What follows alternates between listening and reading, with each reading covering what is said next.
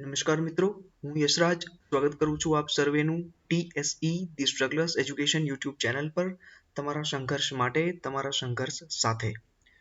સો મિત્રો, જે કોઈ પણ વિદ્યાર્થી મિત્રો, મારા ભાઈઓ બહેનો, તે સરકારી જોબ માટેની એક્ઝામ માટેની જે પ્રિપરેશન કરી રહ્યા છે, ભલે તે સેન્ટ્રલ ગવર્મેન્ટની હોય જેમાં SSC, રેલવે, જેને આપણે RRB કહીએ છીએ, સ્ટાફ સિલેક્શન કમિશન, IBPS કે જે બેન્કિંગ અને ઇન્સ્યોરન્સ માટેની એક્ઝામ્સ લે છે તે, એ સાથે જ UPSC, GPSC છે, રાજ્યની પોલીસ સેવાઓ છે, પોલીસ સેવાઓ માટેની જે ભરતી છે, એ સિવાય ગૌણ સેવા પસંદગી મંડળ GSSB જે છે તેની માટેની પ્રિપરેશન કરી રહ્યા હોય કે કોઈ પણ આ દેશમાં જે ગવર્મેન્ટ એક્ઝામ્સ લેવાય છે તેના માટેની જો તમે પ્રિપરેશન કરી રહ્યા હો, સો તમારા માટે TSE આજથી અમે લોકો જે છે એ રેગ્યુલર બેઝિસ ઉપર એક નવો સેશન સ્ટાર્ટ કરીએ છીએ.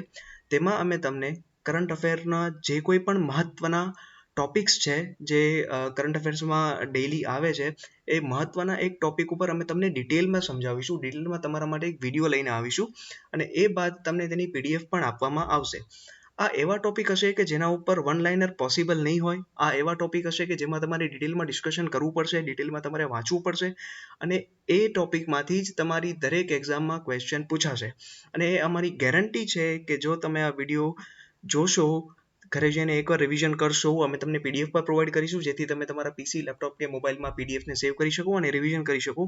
સો અમારી એક ગેરંટી છે કે એકવાર જો તમે આ સેશન અમારું જોશો તો એ ટોપિકમાંથી તમે આ દેશની કે રાજ્યની કોઈ પણ એક્ઝામ આપો, એમાંથી કોઈ પણ ક્વેશ્ચન બહાર નહીં જાય, તમારો એક પણ ક્વેશ્ચન ખોટો નહીં પડે, એ એમની અમને ગેરંટી લઈએ છીએ. ઠીક છે, તો ચાલો શરૂ કરીએ. મિત્રો, અમે જે તમને વાત કરી કે આજનો આપણો જે ટોપિક છે કરંટ અફેરનો, એ ટોપિક 2020ના કેટલાક હોટ ટોપિક્સમાંનો એક હતો. અવારનવાર મીડિયામાં અને ન્યૂઝ ચેનલમાં, ન્યૂઝપેપર્સમાં જે છે એની વિશે વાત થઈ, બહુ જ ડિસ્કશન થયું, ડિબેટ્સ થઈ, કોન્ટ્રોવર્સીસ પણ થઈ અને અલ્ટિમેટલી એ જે કેસ છે એ સુપ્રીમ કોર્ટમાં પણ કરવામાં આવ્યો. એ મુદ્દા વિરુદ્ધ કેસ કરવામાં આવ્યો સુપ્રીમ કોર્ટમાં, PL દાખલ કરવામાં આવી, પણ અલ્ટિમેટલી તેને સુપ્રીમ કોર્ટમાંથી પણ ક્લિયરન્સ મળી ગયું. સો એ ટોપિક હતો, એ છે ધ સેન્ટ્રલ વિસ્ટા પ્રોજેક્ટ. હવે શું છે આ સેન્ટ્રલ વિસ્ટા પ્રોજેક્ટ? કેટલાક વિદ્યાર્થી મિત્રોએ જો આના વિશે વાત સાંભળેલી હશે, સેન્ટ્રલ વિસ્ટા પ્રોજેક્ટ વિશે, તો એમને ખ્યાલ હશે કે ભાઈ શું છે. પણ જે વિદ્યાર્થીઓએ આના વિશે કંઈ જ નથી સાંભળેલું, આના પહેલી વાર સાંભળે છે તે સેન્ટ્રલ વિસ્ટા પ્રોજેક્ટ, તો બિલકુલ એમને ટેન્શન લેવાની જરૂર નથી. આપણે એકદમ બેઝિકથી સ્ટાર્ટ કરવાના છીએ, એકદમ બેઝિકથી ભણવાના છીએ, સ્ક્રેચથી ભણવાના છીએ, ઝીરોથી ભણવાના છીએ. પહેલાં હિસ્ટ્રી જોશું, પછી તેનું પ્રેઝન્ટ જોશું અને તેનું ફ્યુચર જોશું. કેમ કે કોઈ પણ ટોપિક જ્યારે તમે ભણતા હો, જ્યારે તમે એને વાંચતા હો, ત્યારે એને હંમેશા મલ્ટી ડાયમેન્શનમાં કવર કરવું જરૂરી છે જેથી તમારું એક પણ ક્વેશ્ચન ખોટો ન પડે. એમાંથી કોઈ પણ રીતે તમને ઉપાડીને ક્વેશ્ચન પૂછે તો તમે એટલા સક્ષમ હોવા જોઈએ, તમે એ ટોપિક એ રીતે કરેલો હોવો જોઈએ કે તમે એના બધા આન્સર આપી શકો. અને અમારી એ જ રીત છે, અમારી એ જ સ્ટ્રેટેજી છે કે અમે તમને એ જ રીતે ભણાવીશું, મલ્ટી ડાયમેન્શન વેમાં ભણાવીશું જેથી તમારો એક પણ ક્વેશ્ચન અમે ભણાવીએ તેની બહાર નહીં જાય. રાઈટ, તો ચાલો શરૂ કરીએ ધી સેન્ટ્રલ વિસ્ટા પ્રોજેક્ટ. સો આજનું ડિસ્કશન શરૂ કર્યા પહેલાં હું તમને એક ટ્રેલર આપવા માંગુ છું આ ટોપિક વિશે. આપણે જે મૂવી રિલીઝ થાય એ પહેલાં એક ટ્રેલર તમને હંમેશા મળતું હોય છે એનું મૂવીનું. સો એ જ રીતે આપણા ડિસ્કશન પહેલાં હું તમને ટ્રેલર આપીશ. ટ્રેલર એટલે હું તમને આ સેન્ટ્રલ વિસ્ટા પ્રોજેક્ટ વિશે જે મહત્વના એક બે મુદ્દાઓ છે તે કહીશ. પૂરો મુદ્દો તો આપણે પછી ડિસ્કશન કરવાના જ છીએ. એ પહેલાં હું તમને એક ટ્રેલર બતાવી દઉં કે ભાઈ હાલની આપણું જે ભારત છે, આપણા ભારતની રાજધાની દિલ્હી છે. દિલ્હીમાં આપણી પાર્લામેન્ટ છે, આપણી પાર્લામેન્ટ બિલ્ડિંગ દિલ્હીમાં છે, જેમાં લોકસભા, રાજ્યસભા બેસે છે. ત્યાં આપણું જે કમ્પ્લીટ વર્ક જે છે એ ત્યાંથી થાય છે. પાર્લામેન્ટનું જે વર્ક છે એ દિલ્હીથી થાય છે, પાર્લામેન્ટ બિલ્ડિંગ છે. રાઈટ, સો આ પાર્લામેન્ટ બિલ્ડિંગની સામે જ એકદમ નવી પાર્લામેન્ટ બિલ્ડિંગ બનાવવાની વાત થઈ રહી છે, પ્રપોઝ થયો છે પ્રોજેક્ટ. અને માત્ર એ પાર્લામેન્ટ બિલ્ડિંગ નહીં, પરંતુ જે આપણું રાષ્ટ્રપતિ ભવન છે, રાઈટ, પ્રેસિડેન્ટ હાઉસ થી લઈને ઇન્ડિયા ગેટ સુધીનો જે એક રસ્તો છે આ બંનેને જોડતો, જેને કહેવાય છે રાજપથ. આ રાજપથની આજુબાજુ જેટલી પણ આપણી સેન્ટ્રલ ગવર્મેન્ટની બિલ્ડિંગ્સ આવેલી છે, જેટલી મિનિસ્ટ્રીઓ આવેલી છે, જેટલી સેક્રેટરીએટ હાઉસીસ આવેલા છે, એ બધાને રીડેવલપમેન્ટ કરવાની વાત થઈ રહી છે એ પ્રોજેક્ટમાં. અને એ પ્રોજેક્ટને નામ આપવામાં આવેલું છે સેન્ટ્રલ વિસ્ટા પ્રોજેક્ટ. રાઈટ, સો અમે તમને એક ઓવરવ્યૂ આપી દીધું આજના ડિસ્કશનનો. હવે આપણે એકદમ ડિટેલથી શરૂ કરશું, હિસ્ટ્રીથી શરૂ કરશું. રાઈટ, સો મિત્રો, આ ટોપિકની જે હિસ્ટ્રી છે એ શરૂ થાય છે સન 1911 થી. ક્યારથી? સન 1911 થી. અહીંયા તમે જોઈ શકો છો મેં એક ડેટ મેન્શન કરેલી છે 12 ડિસેમ્બર 1911. આ ડેટના દિવસે જે ઇંગ્લેન્ડના રાજા બનવાના હતા કિંગ જ્યોર્જ પાંચ, એમનું નામ શું હતું? કિંગ જ્યોર્જ પાંચ. અહીં મેં મેન્શન કરેલું છે. કિંગ જ્યોર્જ પાંચ જે હતા ઇંગ્લેન્ડના ભાવિ રાજા બનવાના હતા, તેમનો રાજ્યાભિષેક થવાનો હતો. એ સમયગાળામાં ઈસવીસન 1911માં એમને ભારતની મુલાકાત લીધી. રાઈટ. આ જે કિંગ જ્યોર્જ પાંચ હતા એ રાણી વિક્ટોરિયાના પૌત્ર હતા. જો તમે હિસ્ટ્રી ભણ્યા હશો તો તમને ખ્યાલ હશે કે સન 1958 એટલે કે 1957ના સ્વતંત્ર સંગ્રામ જે વિદ્રોહ પછી 1958થી જે આપણા ભારતનું શાસન છે એ ડિરેક્ટલી બ્રિટિશ પાર્લામેન્ટના અંડરમાં આવી ગયું હતું, અને તે જ ભારતના પ્રથમ રાણી એ રાણી વિક્ટોરિયા હતા. એ જ રાણી વિક્ટોરિયાના પૌત્ર એ કિંગ જ્યોર્જ પાંચ હતા. સો આ કિંગ જ્યોર્જ પાંચે 12 ડિસેમ્બર 1911ના દિવસે ભારતની મુલાકાત લીધી, અને એમને તેમની ભારતની મુલાકાતમાં એક મોટું ડિસિઝન લીધું, એક ઐતિહાસિક નિર્ણય લીધો, જે ઐતિહાસિક નિર્ણય આજ સુધી અમલમાં છે, આજની તારીખ સુધી અમલમાં છે. તો શું હતો એ ઐતિહાસિક નિર્ણય? સો કિંગ જ્યોર્જ પાંચે તેમની ભારતની મુલાકાત દરમિયાન એવી ઘોષણા કરી કે હવેથી આપણે ભારતની રાજધાની કેલકટાથી દિલ્હી શિફ્ટ કરીએ છીએ. ભારતની રાજધાનીને કલકત્તાથી દિલ્હી શિફ્ટ કરવામાં આવે છે, અને આપણને ખ્યાલ છે કે આજ સુધી પણ આપણી રાજધાની દિલ્હી છે. સો ભાઈ કેમ એવી જરૂર પડી ભારતની રાજધાનીને કલકત્તાથી દિલ્હી શિફ્ટ કરવાની? શું વાંધો હતો ભાઈ? કલકત્તામાં શું પ્રોબ્લેમ હતી? સો આ જે કમ્પ્લીટ જે એક ડિસિઝન લેવામાં આવ્યું કે ભારતની રાજધાનીને કલકત્તાથી દિલ્હી શિફ્ટ કરવી છે, એની લિંક સન 1905ના જે બંગાળના ભાગલા પાડવામાં આવ્યા હતા તેની સાથે એની લિંક છે. અને આ જે ટોપિક છે સન 1905, જો તમે હિસ્ટ્રી ભણ્યા હશે, જે વિદ્યાર્થીઓ તેને ખ્યાલ હશે કે સન 1905માં બંગાળના ભાગલા પાડવામાં આવ્યા હતા. પણ જે વિદ્યાર્થીઓ હિસ્ટ્રી નથી ભણ્યા એને બિલકુલ ટેન્શન લેવાની જરૂર નથી, કેમ કે બહુ જલ્દી અમે એક તમારા માટે ભારતનો ઇતિહાસ તથા ગુજરાતનો ઇતિહાસ ઉપર એક સેશન લઈને આવવાના છીએ, જે તમારી બધી જ એક્ઝામમાં તમને ઉપયોગી થશે. ગુજરાતનો જે ઇતિહાસ છે તે તમારી ગુજરાતની બધી જ એક્ઝામમાં આવે છે. આ સાથે ભારતનો ઇતિહાસ છે એ તો સાથે તમારે કરવાનો જ છે, કેમ કે એ તો તમે સેન્ટ્રલની એક્ઝામ આપશો તો પણ આવશે અને સ્ટેટની એક્ઝામ આપશો તો પણ આવશે. સો જે લોકો હિસ્ટ્રી નથી ભણ્યા, ઇતિહાસ નથી ભણ્યા, એને બિલકુલ ટેન્શન લેવાની જરૂર નથી. અમે એકદમ ડિટેલમાં ઝીરોથી તમને હિસ્ટ્રી ભણાવીશું, ગુજરાત અને ભારતની બંને, ગુજરાત અને ભારતનો ઇતિહાસ બંને. સો એનો એક બહુ એક ઇન્ટરેસ્ટિંગ પાર્ટ છે 1905ના જે બંગાળના ભાગલા હતા ને, એ હિસ્ટ્રીનો એક બહુ ઇન્ટરેસ્ટિંગ પાર્ટ કહેવાય છે. હું તમને અહીંયા ડિટેલમાં આપણે વધારે નહીં જઈએ, કેમ કે હિસ્ટ્રીનો ઓલરેડી એક ટોપિક છે જે આપણે ડિટેલમાં ડિસ્કશન કરશું. અત્યારે હું તમને ઉપરથી બતાવી દઉં કે શું થયું હતું. અંગ્રેજોની નીતિ આપણને ખબર છે કે ભાઈ ભાગલા પાડો અને રાજ કરોની નીતિ હતી. રાઈટ. અંગ્રેજોની આ જ નીતિ હતી કે ભાઈ ભાગલા પાડો અને રાજ કરો, અને આ નીતિ અપનાવીને એમને સૌથી મોટું એક પગલું લીધું એ હતું 1905માં, સન 1905માં. આ સમયે ભારતના વાઇસરોય હતા લોર્ડ કર્ઝન. ભારતના વાઇસરોય કોણ હતા? Lord Curzon. સો ભાગલા પાડો અને રાજ કરોની નીતિના અમલ સ્વરૂપે બ્રિટિશરો દ્વારા 1905માં સૌથી મોટો નિર્ણય એવો લેવામાં આવ્યો કે બંગાળના ભાગલા પાડવામાં આવે છે. બે ડિવિઝન એના કરવામાં આવ્યા, વેસ્ટ બેંગોલ અને ઈસ્ટ બેંગોલ. જો આપણે હાલના એરિયાની વાત કરીએ, સો આપણું જે વેસ્ટ બેંગોલ જે રાજ્ય છે એ સાથે ઓડિશાનો થોડો ભાગ, થોડો બિહારનો ભાગ અને થોડો ઝારખંડનો ભાગ, આ બધું મળીને તથા હાલનું આપણું બાંગ્લાદેશ, આ બધું મળીને એ સમયનું સન 1905નું એ બંગાળ થતું હતું, જેના બે ભાગલા પાડવામાં આવ્યા.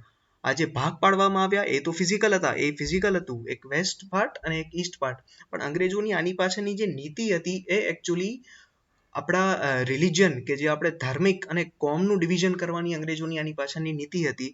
એટલે જ એમને એક બહુ જોરદાર સ્ટ્રેટેજી સાથે એવા ભાગલા પાડ્યા કે જેથી જે વેસ્ટ વાળો ભાગ હતો એમાં હિન્દુઓની મેજોરિટી થઈ, અને જે ઈસ્ટ વાળો ભાગ હતો જે હાલનું આપણું બાંગ્લાદેશ છે તેમાં મુસ્લિમોની મેજોરિટી થઈ, જેથી બંને કોમ જે છે એ ડિવાઈડ થઈ ગઈ. હવે ઓબ્વિયસ વસ્તુ છે કે આટલો મોટો નિર્ણય ત્યારે એ સમયે અંગ્રેજોએ કર્યો, અને જ્યારે અનાઉન્સમેન્ટ કરી ત્યારે સમગ્ર ભારતમાં, માત્ર કલકત્તા એટલે બેંગોલમાં જ નહીં પણ સમગ્ર ભારતમાં એક આંદોલન શરૂ થયું, અને બહુ મોટા પાયે આંદોલન શરૂ થયું.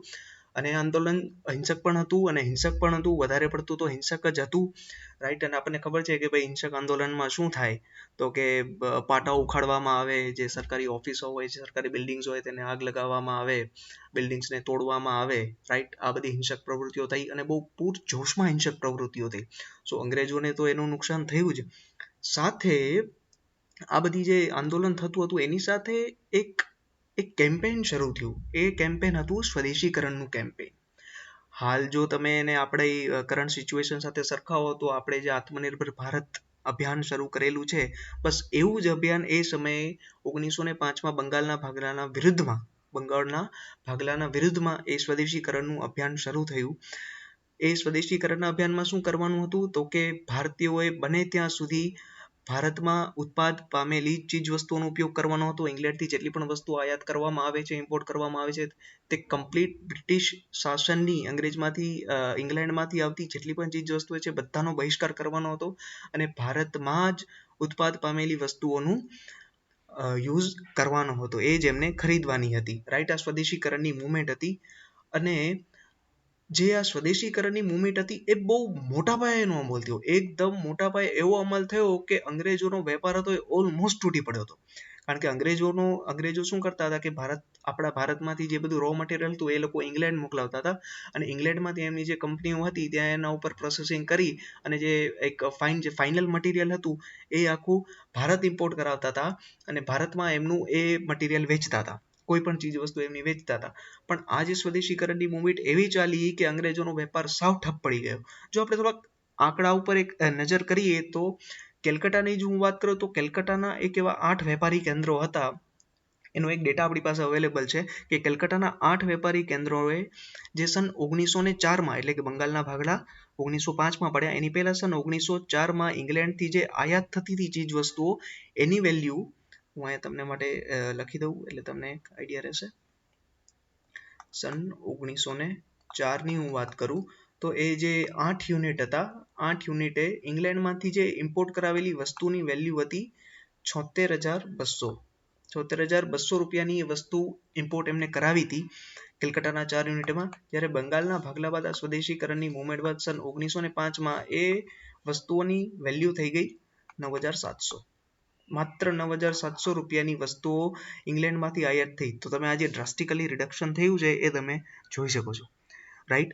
સો આટલો વેપારમાં એ લોકોને ફટકો પડ્યો, રાઈટ. અને એકદમ જે બ્રિટનની પાર્લામેન્ટ હતી, ઇંગ્લેન્ડની પાર્લામેન્ટ હતી, ત્યાં એકદમ હાહાકાર મચી ગયો કે અરે ભાઈ આ શું નિર્ણય લેવાઈ ગયો, ત્યાં કઈ રીતનું આંદોલન ચાલે છે, શું આ સ્વદેશીકરણ ચાલે છે કે જેનાથી આપણે વેપારમાં આટલું મોટું નુકસાન થયું, રાઈટ. સો હવે આમાં થયું કેવું કે આ બધા ઉપરથી અંગ્રેજોને એક વાત સમજાઈ ગઈ કે એ સમયે કેપિટલ જે હતું એ કેલકટા હતું.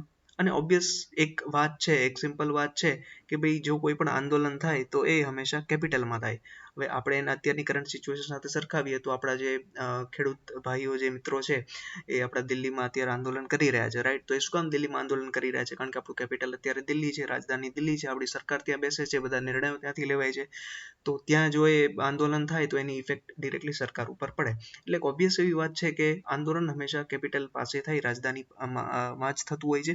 અને એ સમયે પણ કેલકટા આપણી રાજધાની હતી એટલે આંદોલન ત્યાં થયું. એ તો ફટકો અંગ્રેજોને પડ્યો જ. એ સાથે જ આ સ્વદેશીકરણ મુવમેન્ટના લીધે વેપારમાં પણ બહુ મોટો એમને ઘાટો જોવા મળ્યો, બહુ મોટો એમને ફટકો પડ્યો. અને આ વાત અંગ્રેજોને સમજાઈ અને અંગ્રેજોને એક વાત એકદમ સમજાઈ ગઈ કે ભાઈ હવે કેલકટાને વધારે પડતી આપણી રાજધાની રખાય નહીં. આપણી રાજધાનીને કલકત્તાથી કોઈ બીજા શહેરમાં શિફ્ટ કરવી પડશે. આથી જ સન 1911માં કિંગ જોર્જે જ્યારે ભારતની મુલાકાત લીધી તો એમણે નિર્ણય કર્યો કે આપણે આપણી રાજધાનીને કલકત્તાથી દિલ્હી શિફ્ટ કરવાની છે. સો હોપ અહીંયા સુધી તમને આઈડિયા આવી ગયો હશે કે હું શું કહેવા માંગુ છું, રાઈટ. કેમ આપણી ભારતની રાજધાની પહેલા કલકત્તા હતી ને પછી એને દિલ્હી શિફ્ટ કરવામાં આવી. તો એના પાછળની આ થોડી હિસ્ટ્રી હતી જે મેં તમને જણાવી દીધી. હવે આપણે આગળ વધીએ.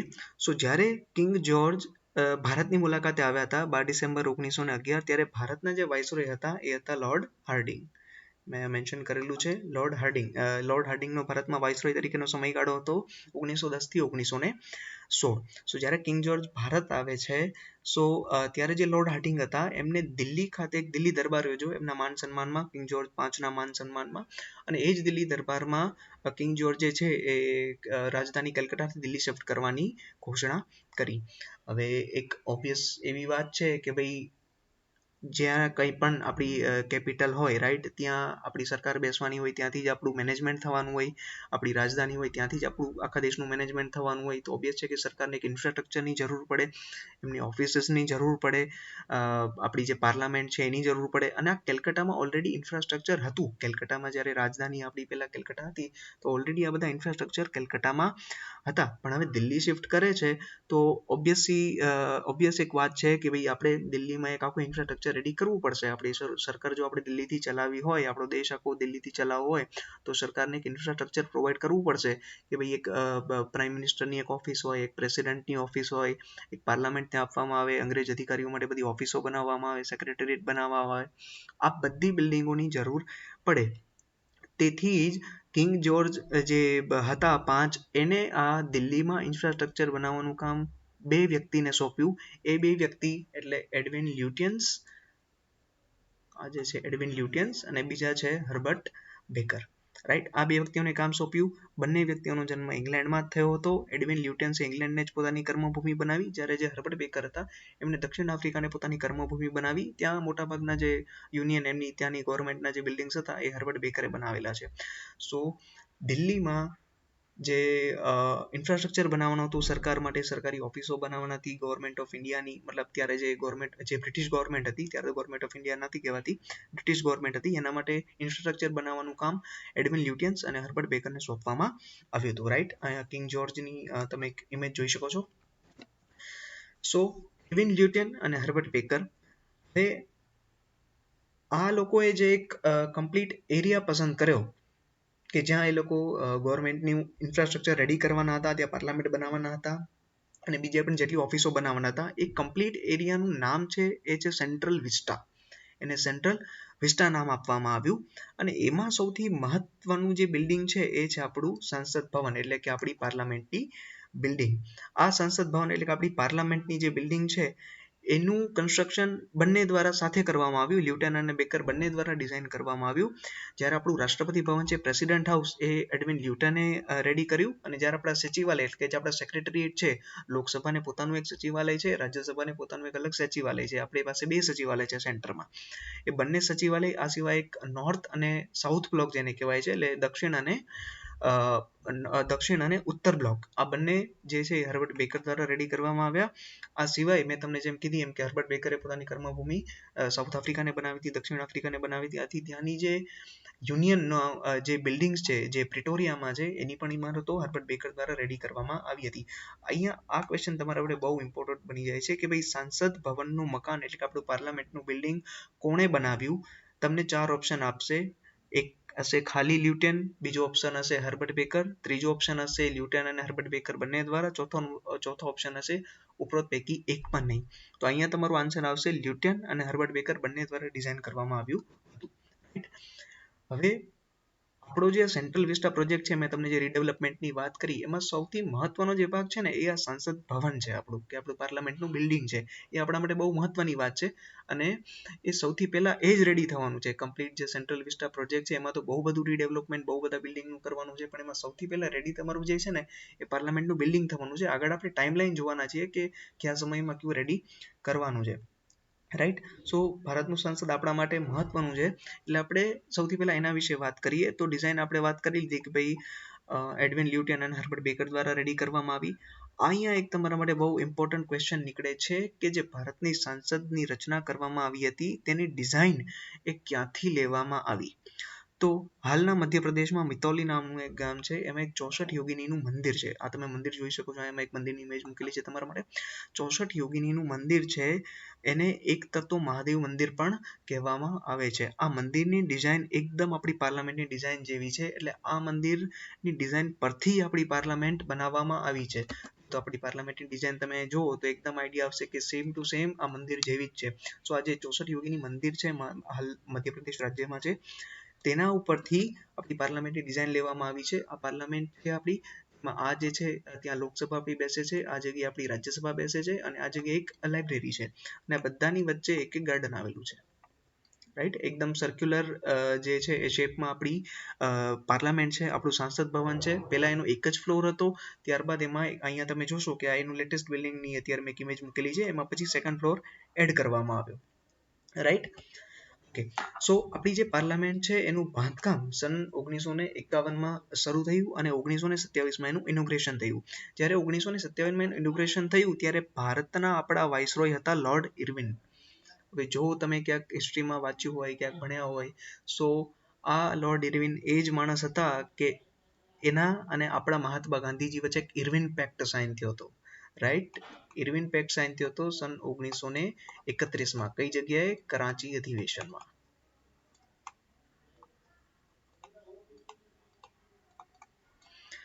કરાચી અધિવેશન, INC એટલે કે ઇન્ડિયન નેશનલ કોંગ્રેસનું કરાચી અધિવેશન ભરાણું, અને આ જ કરાચી અધિવેશનમાં ઇરવિન અને મહાત્મા ગાંધીજી વચ્ચે એક ઇરવિન પેક્ટ સાઇન થયો, અને આ કરાચી અધિવેશનના અધ્યક્ષ કોણ હતા? સરદાર વલ્લભભાઈ પટેલ હતા. રાઈટ, તો તમારે આ વાત યાદ રાખવાની છે કે ભારતની સંસદનું જ્યારે ઉદ્ઘાટન થયું ત્યારે ભારતના વાઇસરોય કોણ હતા? લોર્ડ ઇરવિન હતા. હવે આપણી પાર્લામેન્ટ વિશે વાત કરીએ તો આ બધી વસ્તુ મેં તમને કહી દીધી કે ભાઈ અહીંયા લોકસભા છે, રાજ્યસભા છે, લાઇબ્રેરી હોલ છે, અને આ ત્રણેયથી મળીને આપણી રાજ્યસભા, ભાઈ આપણું સાંસદ ભવન, આપણું પાર્લામેન્ટ બિલ્ડિંગ બને છે. આ એક બહુ મહત્વનું અહીંયા એક પોઈન્ટ મેં આપેલો છે કે આપણી હાલના સાંસદ ભવન, હાલની પાર્લામેન્ટ બિલ્ડિંગની બેઠક ક્ષમતા કેટલી છે? 790 બેઠક ક્ષમતા છે આપણી હાલની સાંસદ ભવનની. આ આંકડો તમારે યાદ રાખવાનો છે, આગળ જઈને આના ઉપર આપણે ડિસ્કશન કરવાના છીએ. બેઠક ક્ષમતા 790 એટલે શું કે ભાઈ લોકસભા અને રાજ્યસભા બંનેમાં કોણ હોય? MP હોય. રાઈટ, આ બંને જે MP છે, જેટલી પણ MP ની સંખ્યા છે એ બંને મળીને ટોટલ બેઠક ક્ષમતા આપણી પાર્લામેન્ટની 790 છે. મતલબ 790 MP એક સાથે આપણી પાર્લામેન્ટમાં બેસી શકે છે. 790 થી એક પણ વધારે MP બેસી શકે નહીં. રાઈટ, ચાલો આગળ વધીએ. તો મેં તમને જેમ વાત કરી હતી ભાઈ એડવિન લ્યુટિયન અને હર્બર્ટ બેકર, આ બંને જે એરિયા ઉપર ગવર્મેન્ટની બિલ્ડિંગ્સ બનાવી એ કમ્પ્લીટ એરિયાને સેન્ટ્રલ વિસ્ટા કહેવાય છે. જો અહીંયા મેં ગૂગલની એક ઇમેજ મૂકેલી છે તમારા માટે. જો તમે ધ્યાનથી જોશો તો આ છે એક રાષ્ટ્રપતિ ભવન, આ છે તમારો ઇન્ડિયા ગેટ, અને રાષ્ટ્રપતિ ભવન અને ઇન્ડિયા ગેટ બંનેને જોડતો આ જે માર્ગ છે ને, આ માર્ગ જે એને કહેવાય છે આપણો રાજપથ. આ માર્ગને શું કહેવાય છે? રાજપથ. અને આ માર્ગની બંને બાજુએ, આ માર્ગની બંને બાજુએ હું અહીં તમારા માટે એક નોટેશન કરું છું. આ માર્ગની બંને બાજુએ ગવર્મેન્ટ ઓફ ઇન્ડિયાની બિલ્ડિંગ્સ આવેલી છે. રાઈટ, આ જગ્યાએ તમે જુઓ તો એક તમારા સેક્રેટરીએટ આવેલા છે, આ જગ્યાએ નોર્થ બ્લોક છે, આ જગ્યાએ સાઉથ બ્લોક છે, એવી જ રીતે નેશનલ આર્કાઇવ્સ જે એક મ્યુઝિયમ ટાઈપ છે. આ જેટલી પણ ગવર્મેન્ટ ઓફ ઇન્ડિયાની બિલ્ડિંગ આ રસ્તાની બંને બાજુ આવેલી છે, એ સાથે આપણું હાલનું પાર્લામેન્ટ જે બિલ્ડિંગ છે, સાંસદ ભવન, આ જગ્યાએ છે. અને તેની સામે નવું જે બનવાનું છે ને, આ જગ્યાએ બનશે ટ્રાયંગ્યુલર. આગળ હું તમને એક ફિગરમાં સમજાવીશ આ વસ્તુ. સો આ બધી વસ્તુ મળીને, આ ટોટલ જેટલી પણ વસ્તુ છે, જેટલું અહીંયા સર્કલ કરું છું, આ બધી વસ્તુ મળીને જે એરિયા થાય છે એને કહેવાય છે સેન્ટ્રલ વિસ્ટા. સો આ 2 થી 3 કિલોમીટરનો જે વિસ્તાર છે એને કહેવાય છે સેન્ટ્રલ વિસ્ટા. રાઈટ, તો અત્યાર સુધી આપણે હિસ્ટ્રી જોઈ કે ભાઈ સેન્ટ્રલ વિસ્ટા જે છે એ શું છે, એની શરૂઆત ક્યાંથી થઈ, અને કેમ દિલ્હીમાં થઈ, કેમ એ દિલ્હીમાં છે, કેમ કેલકત્તામાં નથી, કેમ બીજા કોઈ સિટીમાં નથી, કેમ દિલ્હીમાં છે, એની આપણે વાત કરી. હવે આપણે વાત કરવાના છીએ આપણા ટોપિકની, કે એ છે તે central vista project. The central vista project. So આની શરૂઆત થાય છે સપ્ટેમ્બર 2019 થી. આ સમય હતો સપ્ટેમ્બર 2019નો. ત્યારે આપણું જે કેન્દ્રીય આવાસ અને શહેરી બાબતનો મંત્રાલય એટલે ministry of housing and urban affairs છે, ministry of housing and urban affairs, right, urban affairs. આ જે મિનિસ્ટ્રી છે એણે એક સેન્ટ્રલ વિસ્ટા પ્રોજેક્ટ પ્રપોઝ કર્યો, એને એક પ્રપોઝલ રાખ્યું આપણા પાર્લામેન્ટમાં, અને તેમાં એમણે જણાવ્યું કે અમે એક સેન્ટ્રલ વિસ્ટા પ્રોજેક્ટને પ્રપોઝ કરીએ છીએ, જેમાં સરકારની શું ઈચ્છા હતી, શું કરવું છે પ્રોજેક્ટમાં, તો કે હાલનું જે આપણું પાર્લામેન્ટનું બિલ્ડિંગ છે, હાલનું આપણું જે સંસદ ભવન છે, સંસદ ભવનની બિલ્ડિંગની એકદમ સામે એક ત્રિકોણાકાર નવું સંસદનું બિલ્ડિંગ બનાવવું. ત્રિકોણાકાર નવું સંસદનું બિલ્ડિંગ બનાવવું એટલે કે હાલનું આપણું જે સંસદનું બિલ્ડિંગ છે, આપણે વાત કરી કે સર્ક્યુલર શેપમાં છે, તો એની સામે ટ્રાયંગ્યુલર શેપનું નવું સંસદનું બિલ્ડિંગ બનાવવું. આ સિવાય કે સચિવાલયના હાલ છે ને આપણા બે બિલ્ડિંગો છે. જે સેન્ટ્રલ સેક્રેટરીએટ જેને કહેવાય, મેં તમને પહેલા કીધું હતું કે લોકસભાને પોતાનું એક સચિવાલય છે, રાજ્યસભાને પોતાનું એક સચિવાલય છે. બંને સચિવાલયો ડિફરન્ટ છે અને બંનેના બિલ્ડિંગ પણ ડિફરન્ટ છે. તો સરકાર એમ કે છે કે બે ડિફરન્ટ બિલ્ડિંગની આવશ્યકતા નથી, આપણે બંને બિલ્ડિંગને મર્જર કરીને એક સેન્ટ્રલ સેક્રેટરીએટ એટલે કે કેન્દ્રીય સચિવાલય બનાવીશું. તો આ બીજો પોઈન્ટ. પહેલો પોઈન્ટ, નવું પાર્લામેન્ટનું બિલ્ડિંગ બનાવવાનું છે, નવું સંસદનું ભવન બનાવવાનું છે. બીજું એક સેન્ટ્રલ સચિવાલય બનાવવાનું છે, જેમાં બંને લોકસભા અને રાજ્યસભા બંનેના સચિવાલયો સાથે કામ કરશે. આ સિવાય જે 3 કિલોમીટર લાંબો જે રાજપથ જે રોડ છે, એ રાજપથ રોડનું પૂરું રીડેવલપમેન્ટ કરવામાં આવશે. રાષ્ટ્રપતિ ભવનથી ઇન્ડિયા ગેટ સુધીનો જે 3 કિલોમીટર રસ્તો છે એને રાજપથ કહેવાય, એનું પૂરું નવીનીકરણ કરવાનું છે. અને સાથે જ નોર્થ અને સાઉથ બ્લોક, આ બંનેને જે છે એ નોર્થ બ્લોક અને સાઉથ બ્લોકની અત્યારે હાલમાં કોઈ આવશ્યકતા નથી. આથી નોર્થ બ્લોક અને સાઉથ બ્લોક આ બંનેનું જે છે એક મ્યુઝિયમમાં કન્વર્ટ કરવામાં આવશે અને એક ટુરિસ્ટ પ્લેસ એને બનાવવામાં આવશે. સો આ છે સેન્ટ્રલ વિસ્ટા પ્રોજેક્ટ. એના મેઇન મુદ્દા મેં તમને કહી દીધા કે સેન્ટ્રલ વિસ્ટા પ્રોજેક્ટમાં સરકારની શું ઈચ્છા છે, શું એ લોકોને રીડેવલપમેન્ટ કરવું છે, શું રિકન્સ્ટ્રક્ટ કરવું છે, કઈ બિલ્ડિંગનું નવું કન્સ્ટ્રક્શન કરવાનું છે. રાઈટ. જો અહીંયા એક બહુ જ એક મસ્ત ફિગર છે. રાઈટ. આનાથી તમને એક એકદમ ક્લિયર પિક્ચર તમારા માઇન્ડમાં ક્રિએટ થઈ જશે કે ભાઈ એક્ઝિસ્ટિંગ અત્યારે સ્ટ્રક્ચર શું છે સેન્ટ્રલ વિસ્ટાનું અને શું નવા સ્ટ્રક્ચરમાં શું થવાનું છે. રાઈટ. સો આ એક આખું એક્ઝિસ્ટિંગ પાર્ટ છે તમારો ગ્રીનમાં જે નોટ કરેલો છે. હવે તમે અહીં જુઓ ને તો આ જે છે ને એ ઇન્ડિયા ગેટ છે, અહીંયા લખેલું છે મેં ઇન્ડિયા ગેટ. રાઈટ. અહીંયા જે છે એ તમારું રાષ્ટ્રપતિ ભવન છે. આ બંનેને જોડતો આ જે માર્ગ રહ્યો, આ માર્ગ જે છે એને કહેવાય છે રાજપથ. રાજપથની આજુબાજુ મેં તમને કીધું હતું કે રસ્તાની બંને બાજુએ ગવર્મેન્ટ ઓફ ઇન્ડિયાની મહત્વપૂર્ણ જે બિલ્ડિંગો છે એ આવેલી છે. જેમ કે અહીંયા જે તમારી આ સેક્રેટરીએટ બિલ્ડિંગ છે, અહીંયા બે સેક્રેટરીએટ બિલ્ડિંગ છે જેને મર્જ કરીને આપણા સેન્ટ્રલ વિસ્ટા પ્રોજેક્ટમાં એક બિલ્ડિંગ બનાવવાની છે, એક જ કેન્દ્રીય સચિવાલય બનાવવાનું છે. આ સિવાય તમારું અહીંયા નેશનલ આર્કાઇવ છે. રાઈટ. હવે તમારા માટે જે આપણા માટે મહત્વનું જે છે ને એ આ વસ્તુ છે. જો અહીંયા આ જે છે એ આપણું હાલનું પાર્લામેન્ટનું બિલ્ડિંગ છે, સંસદ ભવન બિલ્ડિંગ છે. ઓલ્ડ પાર્લામેન્ટ હાઉસ, ઓલ્ડ તો ન કહી શકો, જ્યાં સુધી નવું ના બને ત્યાં સુધી. આપણું હાલનું જે પાર્લામેન્ટ છે બિલ્ડિંગ એ છે આ સર્ક્યુલર શેપમાં, અને એની એકદમ સામે આ ત્રિકોણાકાર શેપમાં એક નવું પાર્લામેન્ટ બિલ્ડિંગ બનાવવાનું છે. રાઈટ. આ સાથે તે જે પ્રાઇમ મિનિસ્ટર ઓફિસ છે એનું પણ એક રીડેવલપમેન્ટ કરવાનું છે, અને પીઓનું જે રેસિડન્સ છે એનું પણ રીડેવલપમેન્ટ કરવાનું છે. અહીંયા છે તમારા નોર્થ બ્લોક અને આ છે તમારું સાઉથ બ્લોક. તો આ નોર્થ અને સાઉથ બ્લોક એ બંનેને જે છે એ એક આર્કિયોલોજીકલ સાઇટ તરીકે વિકસિત કરવાનું છે અને એક મ્યુઝિયમ તરીકે એને વિકસિત કરવાનું છે. રાઈટ. તો એક્ઝિસ્ટિંગ સ્ટ્રક્ચર અને ન્યૂ સ્ટ્રક્ચર બંનેનો એક ખ્યાલ આ એક ચિત્રમાં મેં તમને આપેલો છે. આ એક સેટેલાઇટ ઇમેજ છે.